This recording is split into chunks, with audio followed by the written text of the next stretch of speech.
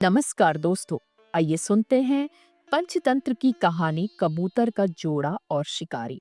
एक जगह एक लोभी और निर्दयी शिकारी रहता था। पक्षियों को मारकर खाना ही उसका काम था।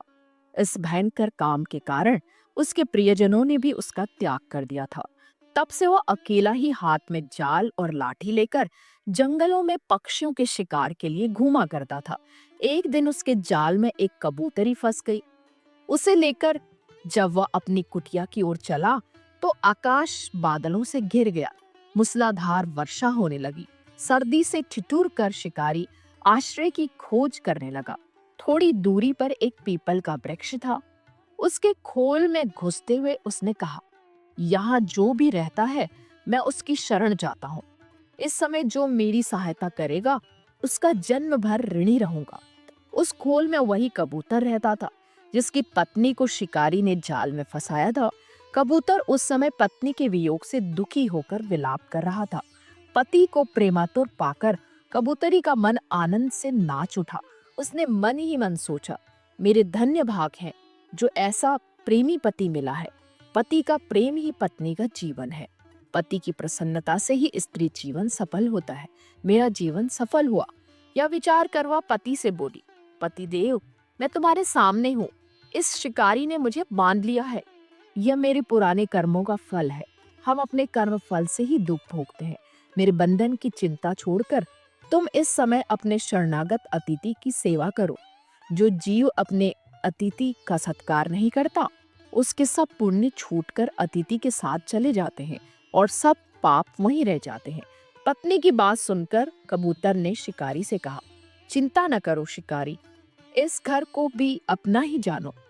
कहो, मैं तुम्हारी कौन सी सेवा कर सकता हूँ। शिकारी, मुझे सर्दी सता रही है, इसका उपाय कर दो। कबूतर ने लकड़ियां इकट्ठी करके जला दी और कहा, तुम आग सेक कर सर्दी दूर कर लो। कबूतर को अब अतिथि सेवा के लिए भोजन की चिंता हुई, किंतु उसके घोंसले में तो अन्न का एक दाना भी नहीं था। बहुत सोचने के बाद उसने अपने शरीर से ही शिकारी की भूख मिटाने का विचार किया। यह सोचकर वह महात्मा कबूतर स्वयं जलती हुई आग में कूद पड़ा। अपने शरीर का बलिदान करके भी उसने शिकारी के तर्पण करने का प्रण पूरा किया। शिकारी ने जब कबूतर का यह अद्भुत बलिदान देखा तो आश्चर्य में डूब गया। उसकी आत्मा उसे धिक्कारने लगी। उसी क्षण उसने कबूतरी को जाल से निकालकर मुक्त कर दिया और पक्षियों को फंसाने के जाल व अन्य उपकरणों को तोड़ फोड़ कर फेंक दिया। कबूतरी अपने पति को आग में जलता देखकर विलाप करने लगी। उसने सोचा, अपने पति के बिना अब मेरे जीवन का प्रयोजन ही क्या है। मेरा संसार उजड़ गया, अब किसके लिए प्राण धारण करूं। यह सोचकर वह पतिव्रत भी आग में कूद पड़ी। इन दोनों के बलिदान पर आकाश से पुष्प वर्षा हुई। शिकारी ने भी उस दिन से प्राणी हिंसा करनी छोड़ दी। तो दोस्तों, इस कहानी से हमें शिक्षा मिलती है कि कठोर से कठोर हृदय वाले व्यक्ति भी सद्गुण संपन्न लोगों के संपर्क में आने से अपने दुर्गुणों को छोड़ देते हैं, उनका त्याग कर देते हैं। तो अपनी कहानी को देते हैं यहीं पे विराम और जल्दी ही मिलते हैं एक नई कहानी के साथ। तब तक के लिए मुझे विदा दीजिए। धन्यवाद।